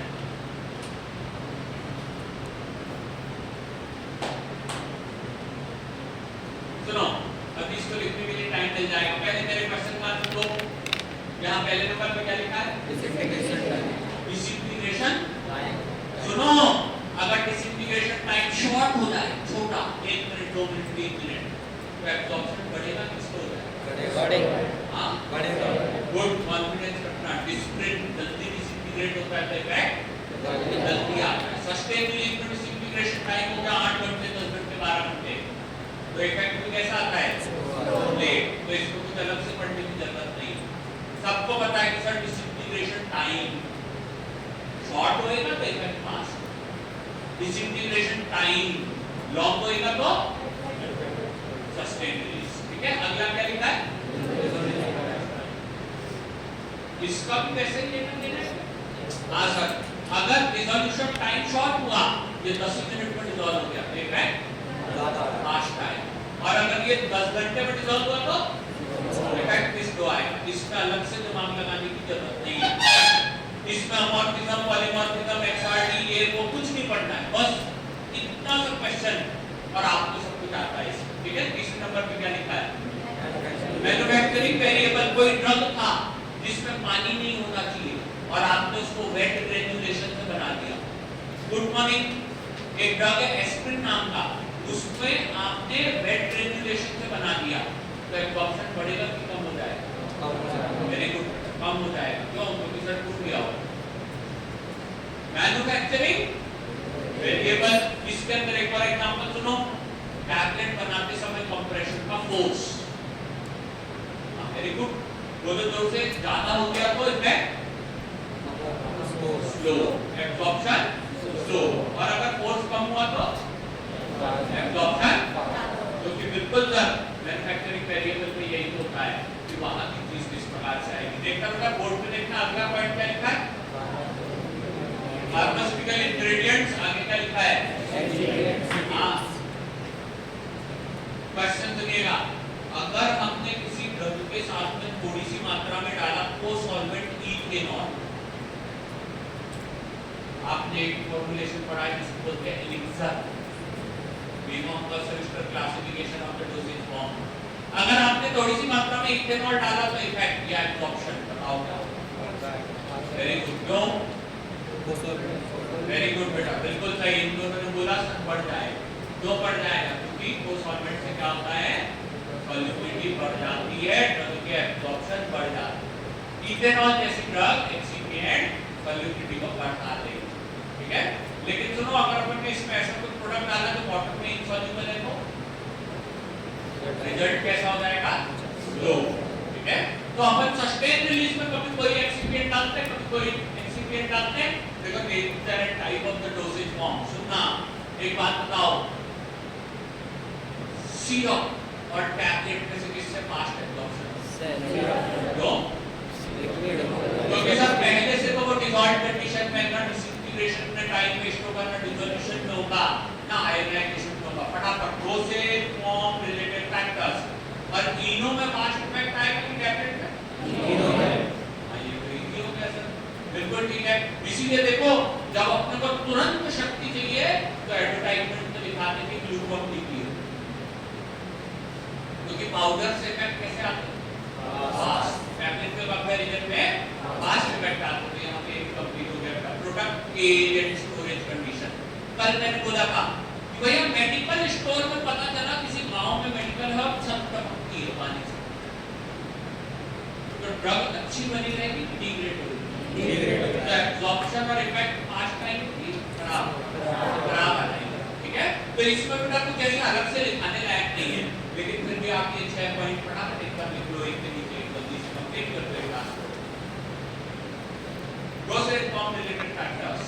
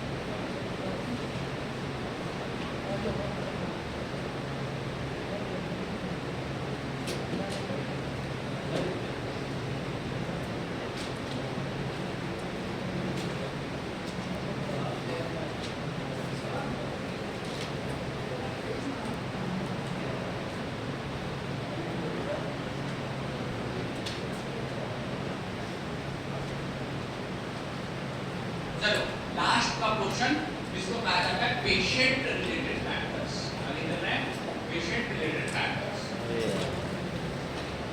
क्या पॉइंट आपको लिख चुके होंगे, याद सुनिए बेटा।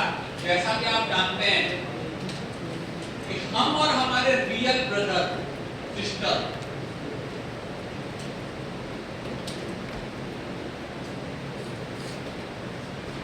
बात नहीं कर, सुन लो ऐसे टाइम में सुनो। हम और हमारे रियल ब्रदर सिस्टर, ठीक है, उसको इंग्लिश में सिबलिंग्स बोलते हैं, ठीक है, रियल पेरेंट्स के बच्चे।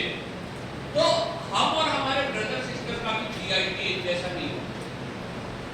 किसी का जीआईटी थोड़ा स्ट्रांग, किसी का थोड़ा वीक, किसी के जीआईटी में मूवमेंट थोड़ी ज्यादा, किसी के मूवमेंट कम, किसी का लीवर थोड़ा स्ट्रांग, किसी का लीवर थोड़ा वीक, थोड़ा बहुत भी अलग अलग। अगर हमारा डाइजेस्टिव सिस्टम रहता है तो हमारे शरीर से एब्जॉर्प्शन भी अलग अलग, ठीक है।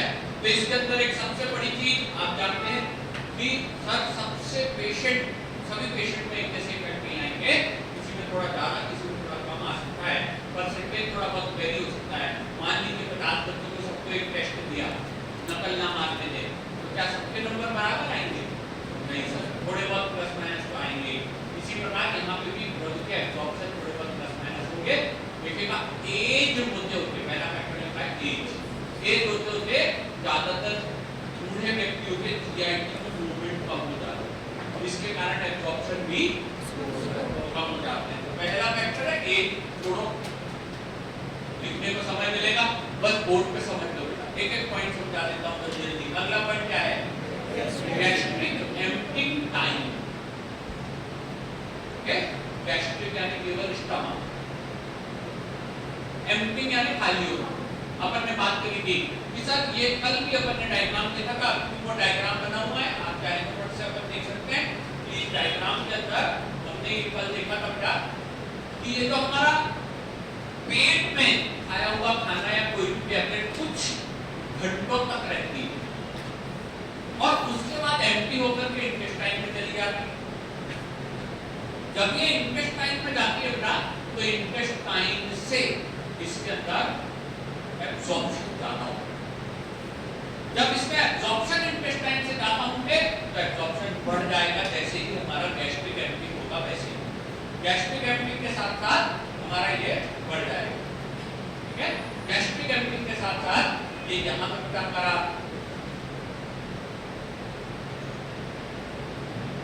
गैस्ट्रिक एम्प्टिंग के साथ साथ एब्जॉर्प्शन बढ़ जाएगा, क्योंकि यहाँ पे अपन ने एक इक्वेशन पढ़ी है जिसको बोलते हैं नॉइज विटिनी इक्वेशन। वो ये कहता है कि माइक्रोविलाई से एब्जॉर्प्शन ज्यादा होता है। तो इसके लिए सबसे अधिक एब्जॉर्प्शन कहाँ से होते हैं? स्मॉल इंटेस्टाइन से सबसे अधिक एब्जॉर्प्शन होते हैं। इसके लिए अपन स्मॉल इंटेस्टाइन पे सबसे अधिक फोकस करते हैं। मतलब क्या होगा? क्या आप मुझे बता सकते हैं कि अगर हमारा गैस्ट्रिक एम्प्टिंग बढ़ा, सुनो अभी मुझे देखना, बोर्ड को छोड़ो, अगर हमारा गैस्ट्रिक एम्प्टिंग बढ़ा तो एब्जॉर्प्शन में क्या आ सकता है? ज्यादा होगा, बढ़ेगा कि कम होगा? बढ़ेगा कि कम होगा? क्या? वेरी गुड बेटा, बिल्कुल कॉन्फिडेंट रहना, अपने क्वेश्चंस को कभी डाउट नहीं करना खुद पे, हमेशा कॉन्फिडेंस रखना कि हाँ सर बढ़ेगा। क्यों? क्योंकि माइक्रोविलाई के पास था। तो सुनो, इसीलिए क्या होता है, एक ड्रग है जिसको अपन बोलते हैं डाइटाबाम। क्या काम किए? अल्ट्राजोलाम डाइटाबाम एक बात है, नींद की दवाई। तो नींद की दवाई है ना, ऐसा तो होना नहीं चाहिए कि सर अपन ने शाम को 6 बजे ली तो रात को 10 बजे नींद आ गई। हमको तो नींद की दवाई ऐसी चाहिए, इंसोम्निया करके डिसीज में सामने आती है, सर तुरंत दो और 15 मिनट में नींद आ रहा है। तो हम कई बार उस ड्रग को ऐसे टाइम पे लेते हैं जब हमें सोना होता हो, फास्ट एम्प्टी करवाने की जरूरत है, ठीक है। अभी अपन चलते हैं, बिल्कुल ठीक है बेटा। गैस्ट्रिक एम्प्टिंग टाइम देखो, अगर गैस्ट्रिक एम्प्टिंग फास्ट होगी तो एब्जॉर्प्शन बढ़ेगा, गैस्ट्रिक एम्प्टिंग स्लो हो जाएगी तो सारे फैक्टर्स देखो अपने घर पे बता देते। भैया खाना खाने के बाद वैसे तो लेटना मना है, हल्का चल लिया करो, घूम लिया करो, लेकिन फिर भी आपको पता है हमारी मदर सुबह पूरे घर से पहले उठती, रात को भी पूरा रसोई साफ करके लास्ट में सोती है, तो ऐसे टाइम हमारी मदद को दिन में आराम की जरूरत है। और अगर खाना खाने के बाद कभी उन्हें आराम करना हो तो कौन सा करवट ज्यादा सही है, राइट वाला या लेफ्ट वाला? लेफ्ट वाला। ऐसा क्यों? क्योंकि हमारे स्टमक का शेप ऐसा रहेगा जिससे वो ज्यादातर समय स्टमक में भरा रहे, HCl से पैक्सिन से डाइजेशन अच्छा होता है। अगर आप उल्टे साइड सोएंगे तो बिना डाइजेशन के ही खाना खाना पड़ जाएगा डियोडेनम में, स्मॉल इंटेस्टाइन में, और फिर एब्जॉर्प्शन नहीं होगा, खाया पिया खाना वेस्ट हो जाएगा। ठीक है, तो इसलिए गैस्ट्रिक एम्पटिंग कई सारी चीजों पे डिपेंड करती है। क्वेश्चन सुनिए, अगर कोई पेशेंट 12 घंटे हॉस्पिटल में एडमिट है और दूसरा पर्सन लगातार अपना नॉर्मल काम कर रहा है, किस केस में गैस्ट्रिक एम्पटिंग फास्ट है?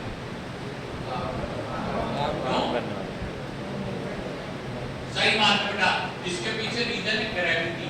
हम खड़े हैं तो खाना नीचे जाएगा, अगर हम सोए रहे तो खाना नीचे धीमे जाता है, स्लो जाता है। ठीक है, पेरिस्टाल्सिस होता है तो गैस्ट्रिक एम्पटिंग टाइम देखिएगा, अगला लिखा है इंटेस्टाइनल ट्रांजिट टाइम। पहले में क्या लिखा है? गैस्ट्रिक, और दूसरे में क्या लिखा है? इंटेस्टाइन से। सुनो, अगर किसी पर्सन को लूज मोशन लगे तो इंटेस्टाइन की मूवमेंट फास्ट, सब कुछ खाया और मोशंस में निकल जा, फास्ट मूवमेंट अगर होती है तो आप बताओ एब्जॉर्प्शन बढ़ता होगा कि स्लो? हाँ, बिल्कुल नहीं एब्जॉर्ब होता सर, बिना एब्जॉर्ब हुए ड्रग शरीर से बाहर निकल जाएगी। ठीक है, अब अपन क्या बात करते हैं अंदर, अगला क्या है? pH। सुनो, एसिडिटी। एसिडिटी में किस प्रकार की ड्रग के एब्जॉर्प्शन बढ़ेंगे? दिमाग लगाओ, कल पढ़ाया था मैंने। बेसिक। वेरी गुड, बिल्कुल सही। एसिडिक या एसिडिटी में कौन से ड्रग के एब्जॉर्प्शन बढ़ेंगे? एसिडिक ड्रग एब्जॉर्प्शन बढ़ जाएंगे। ठीक है, लेकिन कभी कभार बेटा वो पेट के ग्लूकोज को नुकसान भी पहुंचा है, इसके लिए हम हमेशा एसिडिटी में ये नहीं चाहते। सुनो, एक बीमारी होती है, पुराने बच्चे ने पढ़ा है, नए वालों ने नहीं पढ़ा, GIT में पढ़ाते हैं। अगर HCl सिक्रेट नहीं हुआ तो इसको बोलते हैं अक्लोरहाइड्रिया। ये एक बीमारी होती है GIT के अंदर, इकोलॉजी में पढ़ा है, अक्लोरहाइड्रिया, जिसके पेट में एसिड नहीं बनता। एसिड नहीं बनेगा तो पैप्सिन काम नहीं करता, पैप्सिन काम नहीं करता तो प्रोटीन के डाइजेशन नहीं होगा। ठीक है, तो अभी अपन आगे चल रहे हैं, फटाफट इस पॉइंट को कंप्लीट कर देते हैं। ये पूरा पॉइंट यहां कंप्लीट हो चुका है बेटा, गैस्ट्रोइंटेस्टाइनल पीएच डिसीज स्टेट। कल एक बच्चा मेरे पास आएगा, बहुत अच्छा क्वेश्चन पूछा उसने, यहां नहीं एमपी नगर में, सॉरी। इस सर एक बीमारी होती है अल्सर्स।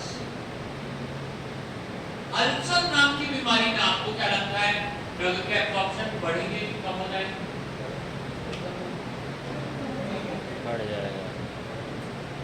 चलो, दो तीन बच्चों ने कोशिश करी आंसर देने की। क्वेश्चन चेंज कर रहा हूं, गुड मॉर्निंग, जागो, और क्वेश्चन के बारे में सुनना कि सर अभी एक बीमारी की बात हुई थी, लूज मोशंस।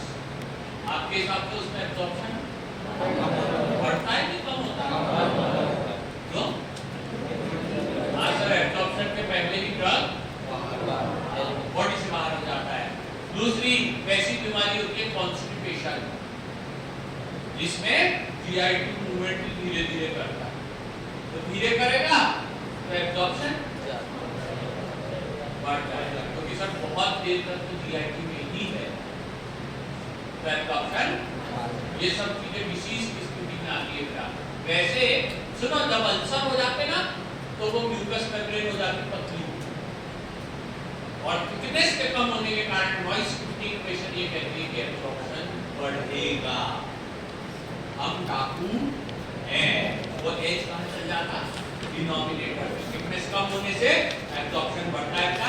आगे चलेंगे, पॉइंट कंप्लीट हो चुका है, देखिएगा अगले पॉइंट की बात करते हैं। ये क्या लिखा हुआ है? Blood flow to the GIT। बढ़ा तो एब्जॉर्प्शन स्लो, मुझे नहीं पता, बढ़ा तो एब्जॉर्प्शन बढ़ेगा। सुनो, क्यों बढ़ेगा? क्योंकि ब्लड का काम ही है ड्रग को एब्जॉर्ब करके दूर ले जाना। जितना ज्यादा अपन ने वो पढ़ा था ना, CGI - C plasma losing to condition, ठीक है, वो ज्यादा बनी रहेगी अगर ब्लड का फ्लो बढ़ गया तो, ठीक है।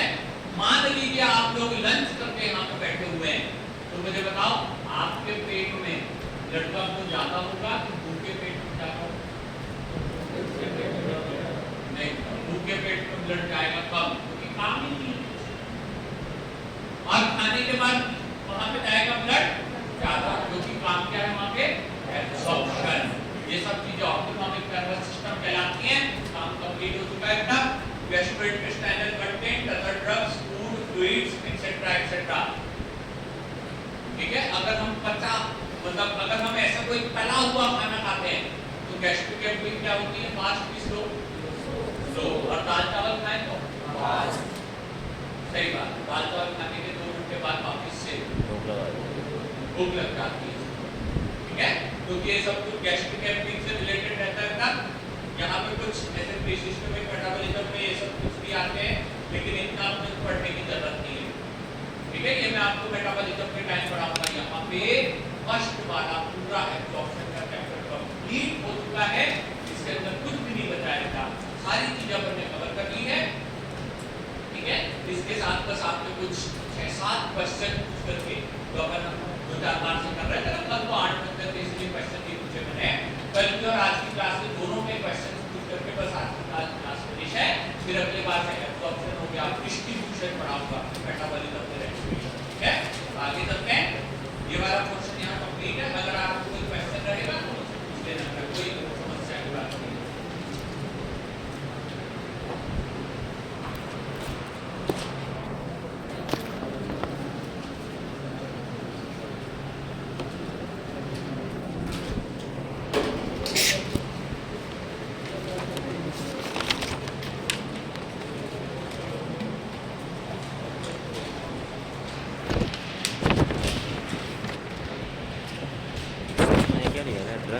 ये कंपार्टमेंट और ऑर्गेनिक ऑर्गन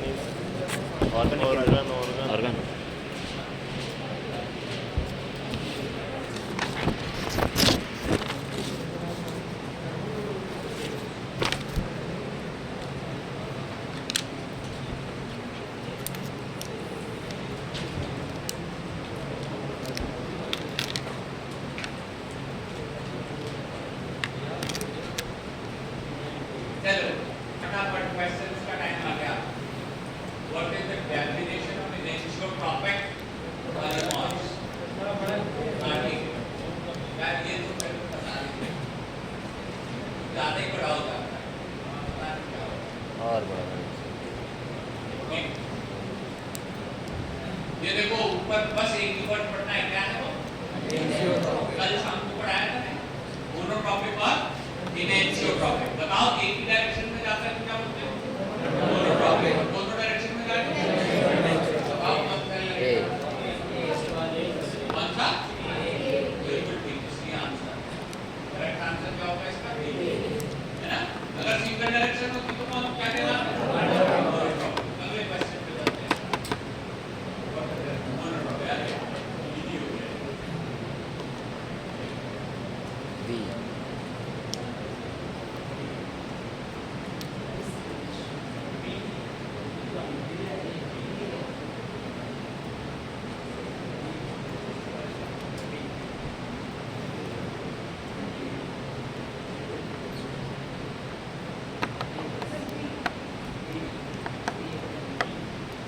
सही बात है।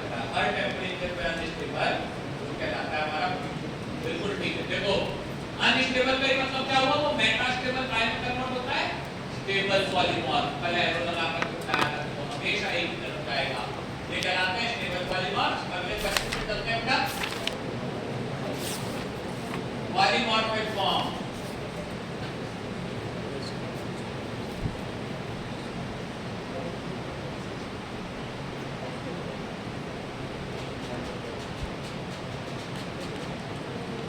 जाने में इतना डीप क्वेश्चन आएगा नहीं, छोड़ दो। इसमें वैसे आंसर होगा एनेंशियोट्रोपिक।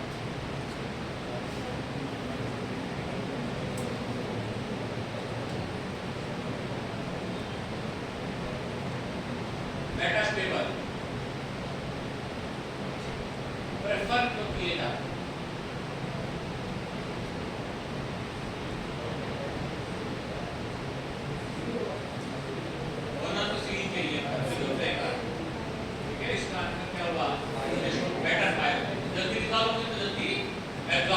कल कुछ बच्चों ने क्वेश्चन पूछा था कि सर इसमें अगले वाले को बता दीजिए क्या होगा। बिल्कुल ठीक।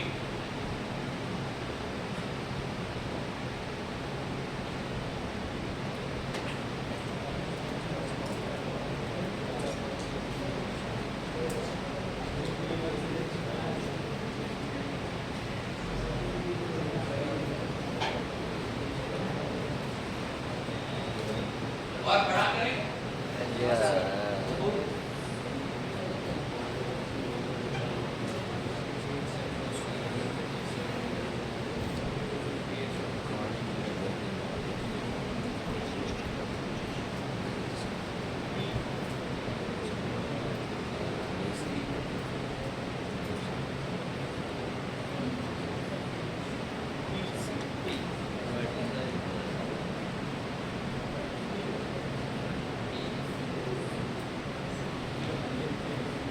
आंसर तो बी होगा। ठीक है, क्योंकि सॉल्ट फॉर्म बनाने से ही सबसे अधिक ड्रग जो है वो कार्बोनेसिस प्रोडक्शन को सॉल्ट बनाए। ठीक है, करेक्ट आंसर बिल्कुल सही। आगे चलते हैं नेक्स्ट वन।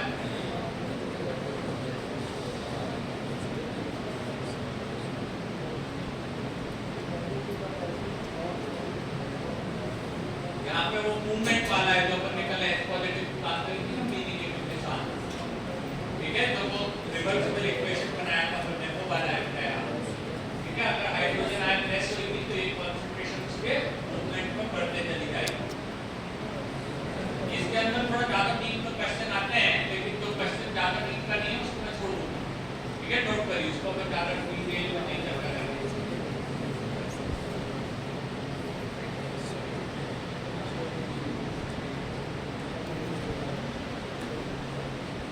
ई होगा बेटा इसका, ई फैक्टर सरफेस सरफेस एरिया। ठीक है, अगले में चलते हैं। आपका आंसर बी आपका very fine particles, surface area बढ़ाना। चलिए ये बोलिए थोड़ा इसको। बस हो गया सर अपने।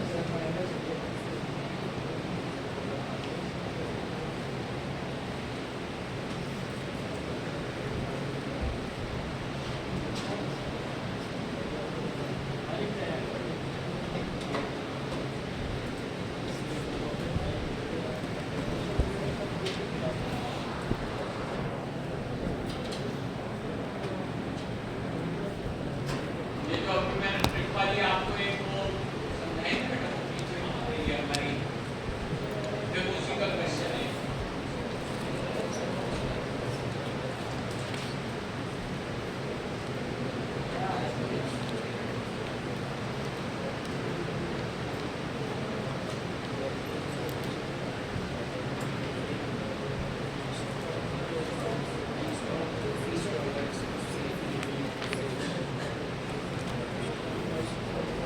Acids are ionized in the entire pH of DI remain poorly absorbed. बेटा इसका आंसर होगा वेरी स्ट्रॉन्ग एसिड्स। ठीक है, रिमेन आयोनाइज्ड। ठीक है, एंटायर DIT इसके अंदर स्ट्रॉन्ग एसिड सी वाला आंसर होगा। देखो 2.5 तक का pH वाला आंसर है इसका। ठीक है, तो इसका आंसर क्या होगा? ये स्ट्रॉन्ग एसिड्स। ओके, मैंने बताया फर्स्ट हाफ में लेंथ के पहले अपन स्ट्रॉन्ग बनने देते हैं, वो वाला क्वेश्चन यहाँ पे आएगा। ठीक है, नेक्स्ट वाले पे चलते हैं।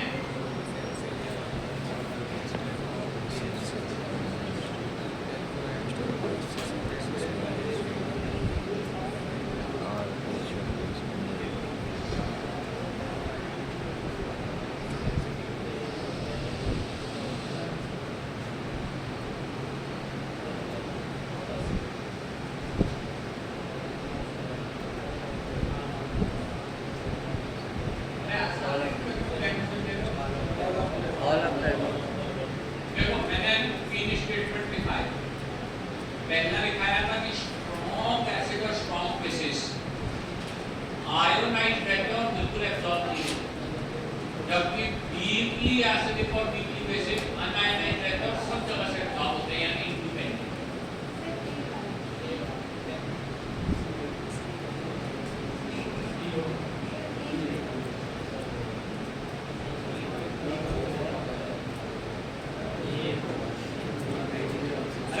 मॉडरेट वाले तो पीएच डिपेंडेंट दिखाते हैं ना, मैंने आपको दिखाया था दूसरे स्टेटमेंट में कि वो उसको दिखाते हैं।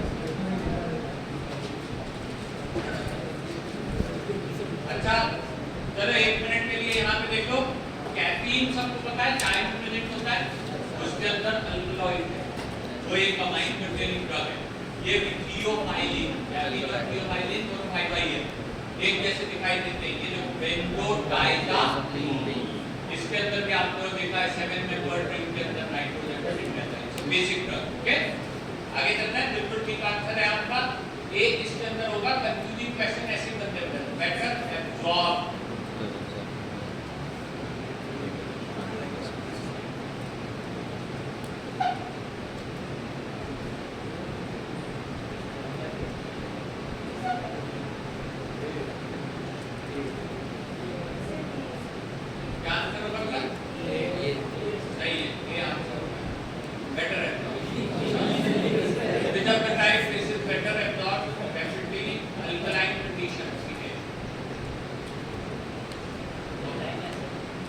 बेसिक वाले के अंदर दोबारा जो था वहां मीथेन आना है as to out the GIT था, ठीक है करेक्ट।